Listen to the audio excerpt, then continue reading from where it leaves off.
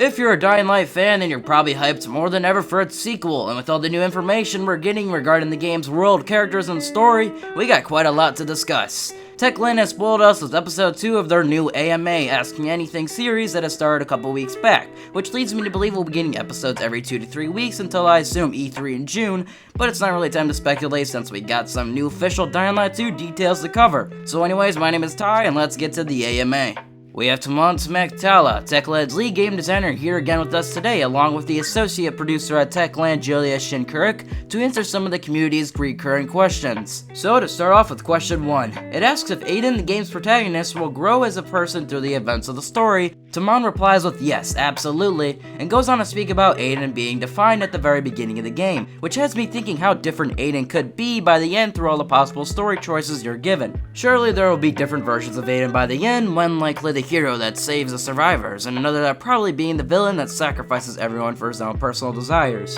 It's almost hard to theorize about this game since, well, there's so many branching story paths, but it also allows a big sense of mystery since, let's be honest, we have no clue what the story is about at this point in time. But Timon brings up a reoccurring point in past interviews, being that Aiden is searching to discover something connected to his past. Timon speaks of how we can impact Aiden's growth as a character and heavily shape his character arcs through the story. I am curious though, which Aiden do you want to end up with by the end?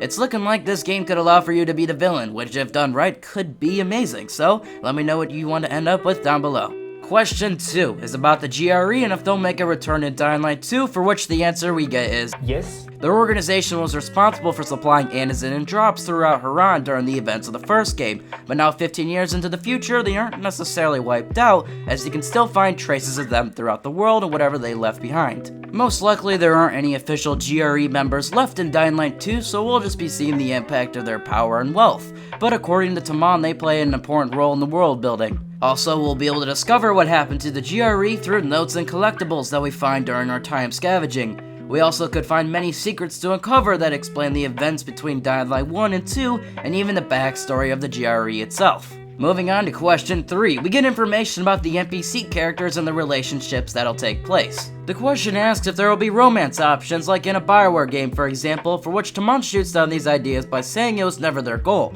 But you will be able to build relationships with many strong female characters throughout, according to Timon.